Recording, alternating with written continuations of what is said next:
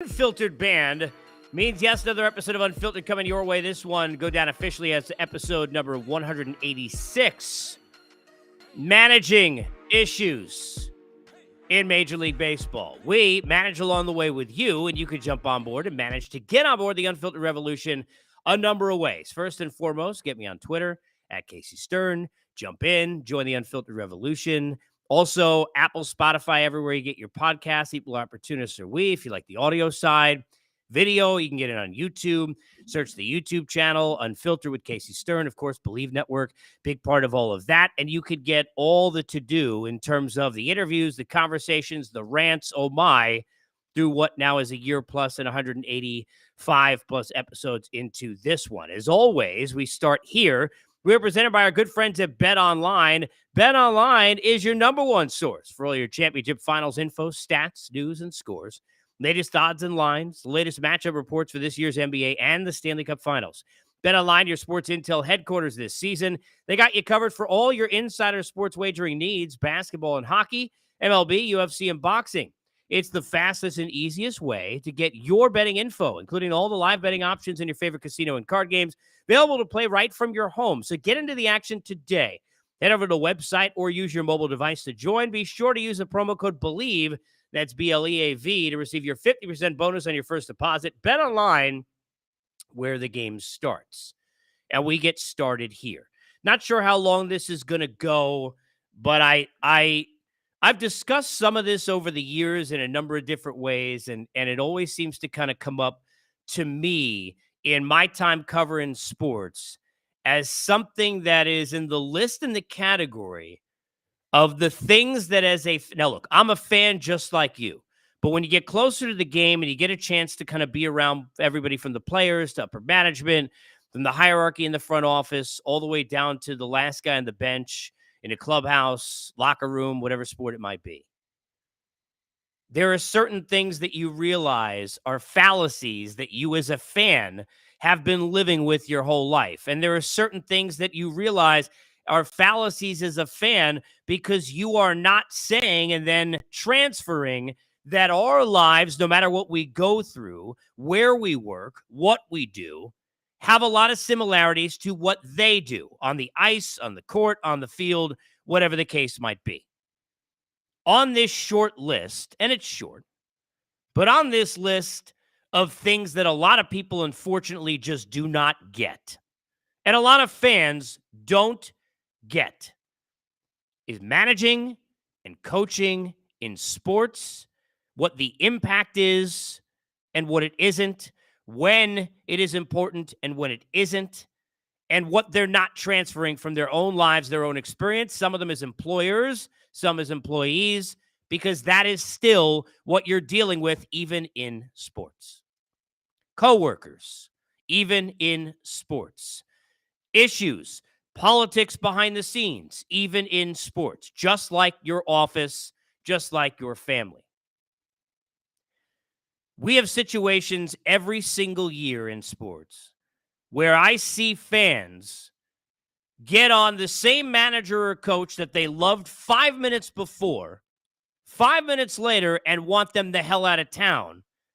And they don't see the bigger picture and understand or seem to contemplate whose fault it truly is. Now, sometimes you need to change a scenery, you need to change a voice in a room. We get that.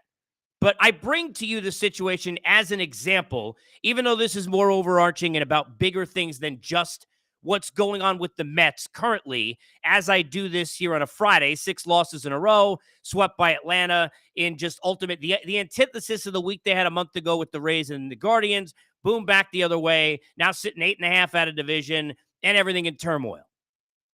After blowing 3 leads, after Scherzer and Verlander both give up a ton of runs, Scherzer good early, bad late, Verlander gives up a number of runs, etc., and on down the line. The middle relief, Alonso possibly injured to the DIL, all of that, right?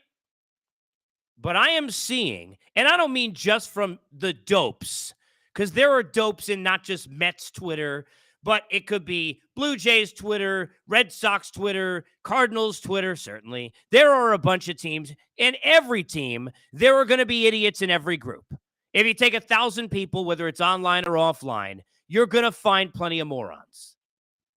The problem, what I see, is I see people legitimately trying to put this as this is a Buck Showalter problem and not realizing the following in every single damn case where teams go wrong, where teams disappoint, where teams go the wrong direction in any sport, baseball, hockey, I don't care what, soccer, it could be anything.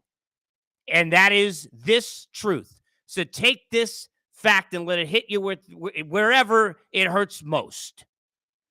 Everyone is at fault. Everyone is to blame. When an office goes the wrong direction, when a family goes the wrong direction, when a team goes the wrong direction, everyone should be taking accountability. It is never just on the employer or just on the teacher or the parent or the coach or the manager. That's in every walk of life. The idea that somehow Buck Showalter, who clearly had changed the identity in terms of from a credibility and integrity and the way the team was handling itself, and you can go on down the line, all those things you saw last year. The idea that 2 months into the next season, now look, I didn't love everything Buck has ever done. He's a terrific manager. But look, we understand he's made mistakes. I was there covering it for TBS when he made the mistake of, not having a closer that was, I think, third in Cy Young that year on the mound and instead putting out Ubaldo Jimenez and not Zach Britton. I thought it was a mistake with the handling of the Musgrove situation last year. Not any manager, even Bruce Bochy and Terry Francona, who to me are two of the best ever and the best that certainly I ever covered, who are still doing it today. I don't care, Eric Spoelstra, what sport you want to go. Not anyone is perfect. But the idea that somehow Buck Showalter should get fired or this is his fault, you're an idiot. Now, is he partially to blame because he's the manager and that's the responsibility? Yes. Is Billy Epler partially to blame because he's the GM and that's the responsibility? Yes. Steve Cohen partially to blame? He's the owner and it's the responsibility? Yes. Are the players who are actually on the field failing to blame because they are not living up to their contracts, their own goals of what they are supposed to be doing, whether it's on the mound or in the field or at the plate? Yes. It is all of the above. Excuse me. The idea that Buck Showalter has lost the clubhouse or his lineup decisions. Now, look, should Francisco Alvarez be playing every day? You're damn right he should. Hasn't been enough lineups, or Mark Vientos, if that's the guy you want in there, hasn't been enough lineups? Is that why they are now sitting there 6 L's in a row? Is that why they blew 3 leads to the Braves? You want to say the lineups haven't been great, they should be better? Okay, they should be better. But so should the middle relief. So should the 2 starters at the front end, despite their age, who are 2 of the greatest that we've ever seen. So should the Francisco Lindors of the world and the Jeff McNeils.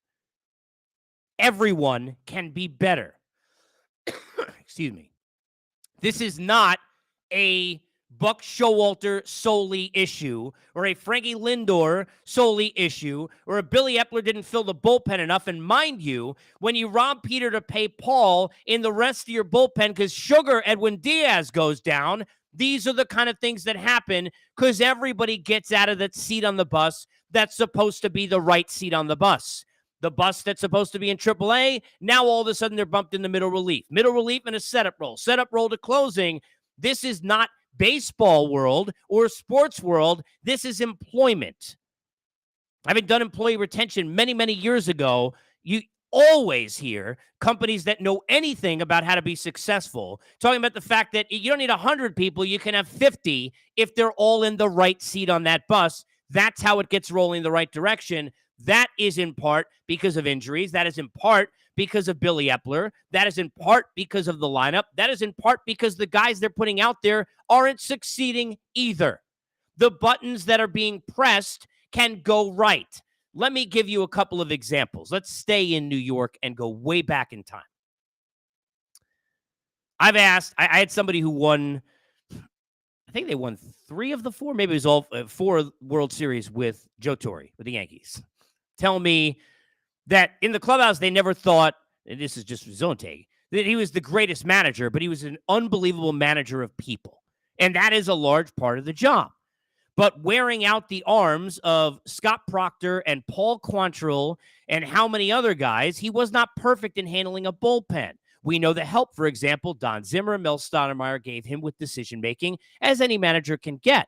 But the point is, when you have Ramiro Mendoza and David Weathers and Graham Lloyd and Jeff Nelson and Mike Stanton and Mariano Rivera and John Wetland, you cannot make any mistakes. You can put them in any order you want, and most of the time, they're going to figure it out. When Bruce Bochy had Jeremy Affeldt, whether it was a lefty or a righty, and Sergio Romo, and Casilla, and Brian Wilson, and Machi, and so on and so forth, right? I mean, how many guys, right? Yusmeiro Petit, former Met legend, right? Plenty of guys, right? When he had all of them, he was succeeding brilliantly, and I think Boch is one of the best bullpen managers in the game, or that I've certainly seen covering it the last couple of decades. But as soon as the Giants had horse and the poop that comes with it in that bullpen, we saw them sitting there in a series against the Cubs in the playoffs. And then a following year, where all of a sudden even Giant fans were saying Boch needed to go because of his decision-making. And he was making, remember, this is part of why he had the 3-batter rule, was decisions where he's changing. Every batter was a new reliever because they could not figure out how to get somebody to get an out. But that was not a problem when he had Jeremy Affeldt and Machi and Petit and Casilla and Romo and Wilson all at their highest. That was not a problem for my buddy Ned Yost when he's sitting there with the Royals and he's got all the guys they had down there at the back end with Herrera and Wade Davis and Greg Holland, and go backwards beyond that because they had so many dudes at that time.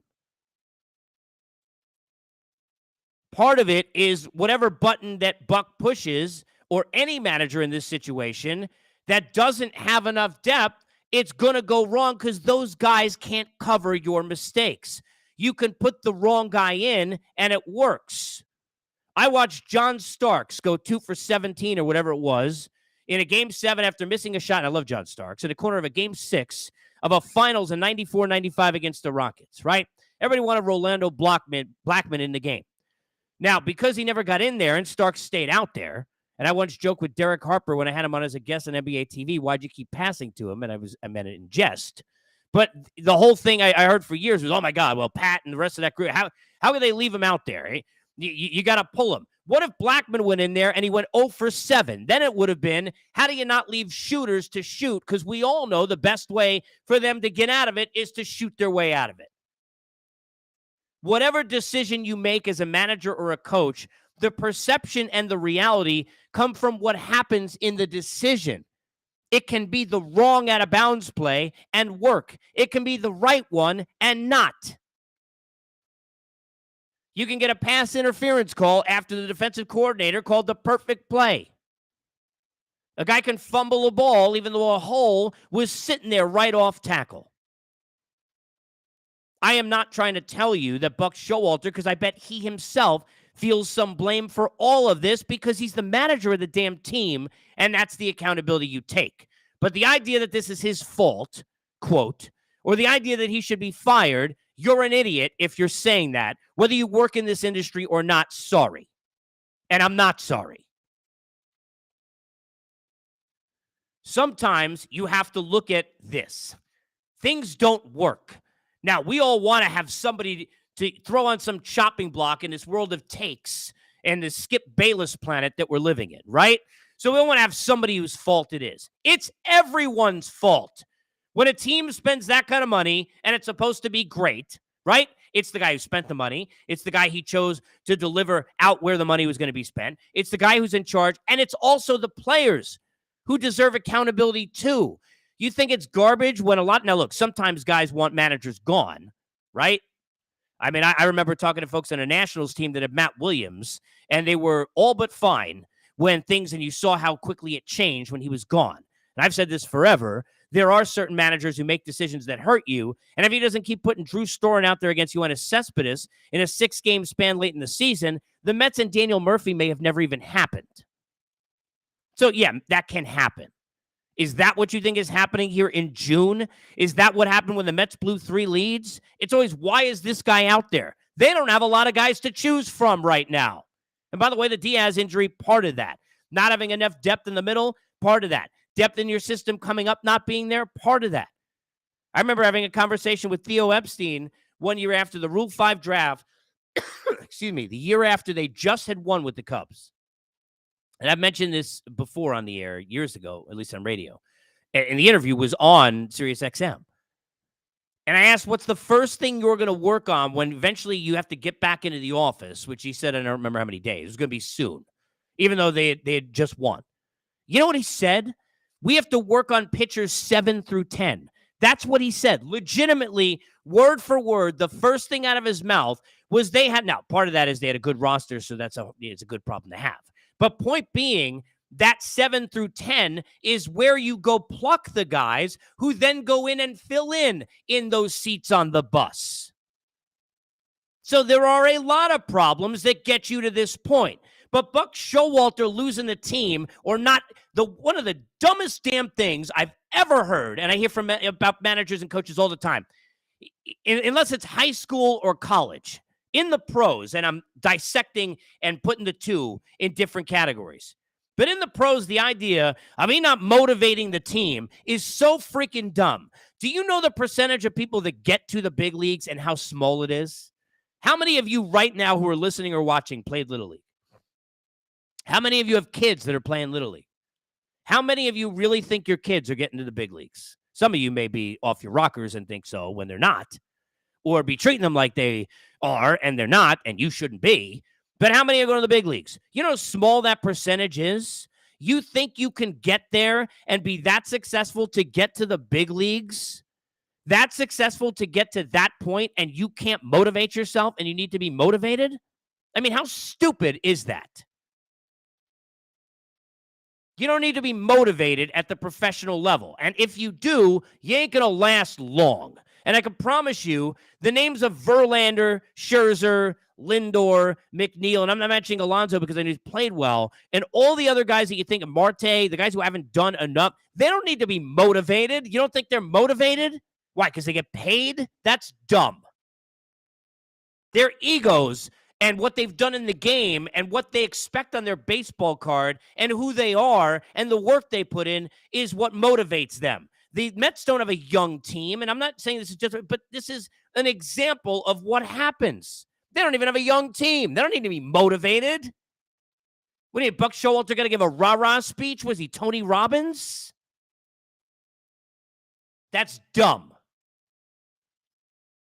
As with almost every team where things like this happen, a number of things are true. The roster, first and foremost. The player accountability, first and foremost. The manager, for sure, also, because that's the accountability they take with the job. But if you think pointing to Francisco Alvarez hitting 9th in some lineup, I'm sorry, did they walk out there and say, now we're going to lose? They had to lose? They had to blow leads when he wasn't in there? Now, I love Vogie. I don't think he should be playing every day either. I want to literally, I'm pressing the button like on a PlayStation controller, trying to make him swing the same as you are. But we also don't know how many decisions are autonomous. And in today's day and age, many of them are not. Everyone gets a piece of the blame. But here's the other part nobody wants to talk about. It is June 9th as I do this. June 9th. What are they, 60-some games into the season? It's June 9th. So this is a concern for sure. This is a brutal week for that baseball team. And if you're a Padre fan or a Cardinal fan, everybody's got different problems. And in some cases, I'm not saying it's never the manager. But if you thought that a manager or coach was a god a year ago, and now you think he's terrible, I don't know how to help you. I don't. It is rarefied air that those guys who do extremely well then all of a sudden get fired and the next replacement does better. I saw it covering it with Nick Nurse after Dwayne Casey won 50 games, a record for the Raptors, and won Coach of the Year. It's rare that that happens. Buck Showalter last year was a large part of what went right. Now he's the reason it's wrong. That's dumb. It is always personnel first. Because guess what? No matter what the manager does, he's not making the players play bad. They're not going to say, let's suck in spite of him. They don't care. I've talked to many players over the years who couldn't stand their manager and thought he was a moron. But they wanted to win, and some won in spite of those people. We've seen people who are great X's and O's guys, who have done a great job with that, who don't necessarily have the greatest people skills, but have won a lot.